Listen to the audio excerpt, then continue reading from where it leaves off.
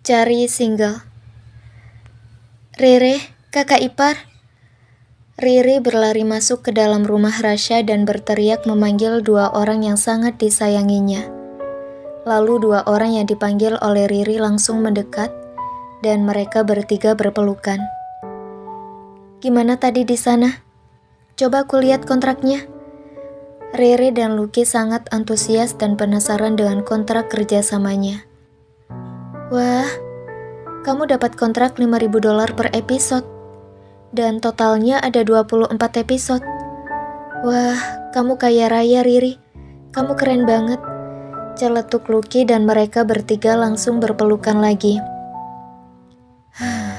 $120.000. Bahkan lebih kecil daripada gaji Juna untuk 1 bulan. Celetuk Rasya yang membuat 3 orang wanita yang sedang berpelukan itu langsung diam melihat sinis pada Rasya. Mencibir dan pergi menjauh ke arah sofa. Hei Kiana, kau mau kemana? Aku mau kembali ke kamar. Minta tolonglah pada Juna. Aku sedang merayakan penandatanganan kontrak adik iparku. Aku sedang sibuk Rasya. Hei, merayakan kau bilang? Cepetan tolong aku, Kiana. Rasya semakin tidak sabar karena Lucky lebih memilih untuk mengobrol bersama adik iparnya daripada mendekat pada Rasya. Kiana, cepat bantu aku ke kamar mandi. Aku ingin buang air kecil. Minta tolonglah pada Juna. Hei, mana bisa aku menunjukkan barangku kepada Juna, Kiana? Iya Rasya. Dengan berat hati, Lucky akhirnya menghampiri Rasya dan menggandeng tangan Rasya untuk naik ke lantai atas. Juna, antarkan Riri dan Riri pulang ke rumah papa sekarang juga. Nanti, aku belum selesai ngobrol sama mereka. Lucky protes. Mau ngobrol apa lagi? Sudah hampir sore. Mereka harus pulang kalau kau mau ngobrol lagi sama mereka besok kan bisa. Celetuk Rasya yang membuat Lucky cemberut dan kedua kembar juga cemberut sambil melambaikan tangan ke Lucky. Sedangkan Juna hanya bisa menghela nafas pasrah mendengarkan perintah Radit. Andaikan aku bisa menyuruh orang lain untuk mengantarkan mereka, hidupku pasti akan lebih tenang. Tapi mau bagaimana lagi? Tuan muda sudah memintaku untuk mengantar adiknya. Semoga mereka tidak mengatakan apapun yang mengganggu keterentaman jiwaku. Gumam Juna dalam hatinya yang merasakan sangat berat mendapatkan pekerjaan yang sekarang. Klek, Juna sudah membukakan kembali pintu mobil dan mempersilakan Riri dan Riri masuk ke dalam mobil. Ri, tadi gimana perjalananmu sama dia? Anyep, celetuk Riri. Dan mereka berdua pun diam ketika Juna sudah masuk ke dalam mobil. Klek. Silakan dipasang seatbeltnya nona muda. Perintah Juna prosedural karena kedua orang di belakang tidak menggunakan seatbelt.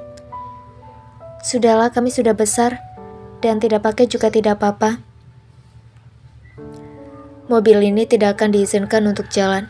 Apabila nona muda tidak memakai seatbeltnya itu adalah standar yang ditentukan oleh Tuan Raditya. Dan harus dipatuhi oleh semua driver. Penjelasan Juna protokoler. Tapi Juna, tadi juga kami kesini diantar sama driver, tapi tidak perlu pakai seatbelt. Kalau begitu, boleh beritahu saya siapa nama driver yang membawa nona muda? Saya harus memberikan hukuman indisipliner pada driver tersebut berdasarkan perintah dari Tuan Raditya. Riri menutup mulut Riri supaya tidak lagi menantang Juna dan membisikkan untuk mereka lebih baik menggunakan apa yang diperintahkan Juna daripada mereka justru semakin lama bisa pulang ke rumah. Walaupun manyun, akhirnya Riri mau juga mengenakan sabuk pengamannya. Begitupun Riri yang memang dari tadi di saat berangkat sudah mengenakan sabuk pengaman. Apa selama berangkat dia garing sama kaku begitu, Ri? Riri memberikan handphonenya kepada Riri supaya pesan yang ada di sana bisa dibaca oleh Riri. Riri pun mengangguk. Lalu keduanya memutar bola mata mereka menunjukkan kebetean akut. Tapi tentu saja tidak bersuara, hanya kode di antara mereka berdua. Juna, kita mampir dulu ke Aurora Mall. Ada yang mau aku beli di sana, celetuk Riri. Tapi nona muda, kita harus langsung pulang ke rumah. Pesan dari Tuan Muda Rasya. His, kau ini Juna. Kau tidak ada beda dengan Rasya. Riri yang tidak terima langsung mengambil teleponnya untuk menghubungi Radit. Riri. Papa, aku mau mampir dulu ke Aurora Mall sekarang. Aku udah pulang dari rumahnya kakak ipar. Radit. Jangan pulang terlalu malam. Sebelum aku sampai di rumah, kau harus sudah sampai di rumah. Siapa yang bersamamu sekarang? Riri. Aku sama Riri, Pak. Radit. Bukan itu maksudku. Siapa yang disuruh oleh Rasya untuk mengantarmu pulang? Riri. Oh, Juna, Pak. Radit. Berikan teleponnya pada Juna. Otomatis Riri refleks memberikan teleponnya kepada Juna. Juna. Iya, Tuan. Radit. Kau harus ikut turun dan temani kedua putriku berkeliling mall. Apa kau paham? Juna. Paham, Tuan. Radit mematikan teleponnya dan Juna mengembalikan teleponnya kepada Riri. Menyebalkan sekali sih, Papa. Masa mau nge-mall juga mesti dikuntit? Celetuk Riri kesal, tapi beda halnya dengan Riri yang justru tersenyum-senyum mendengar saran dari papanya. Mimpi apa aku hari ini bisa terus-terusan sama dia? Tadi pagi dia udah nganterin aku bikin kontrak. Sekarang harus nemenin aku sama Riri buat nge-mall, terus nganterin pulang. Wah, obat rindu. Udah 1 minggu lebih aku gak bisa komunikasi sama dia, gak bisa ketemu sama dia, dan dia juga gak mau angkat telepon atau membalas pesanku. Tapi hari ini, bahkan tadi saat tanda tangan kontrak, dia memegang tanganku yang gemetar saat menandatangani kontrak pertamaku. Hihihi. Tapi, sudahlah Riri, kamu jangan terlalu berharap sama Juna. Lagian dia juga gak merespon kamu. Jangan-jangan memang dia sudah punya pacar. Hati Riri sangat bahagia walaupun mencoba untuk menepisnya. Setelah perjalanan kurang lebih 60 menit di dalam mobil yang penuh dengan tekanan bagi Juna, karena penumpang yang di belakangnya sangat berisik, akhirnya mereka semua tiba di Aurora Mall. Perjalanan ini berbeda sekali dengan pengalaman Juna dengan Rasya. Sebetulnya bukan hanya Juna yang merasa tertekan di dalam mobil. Riri pun merasa tertekan karena keinginannya untuk ngobrol bersama Juna tidak tersampaikan. Hanya terus saja mendengar cerita Riri. Pengalaman Riri ketika mengantar Rasya dan Lucky pergi mengunjungi dokter.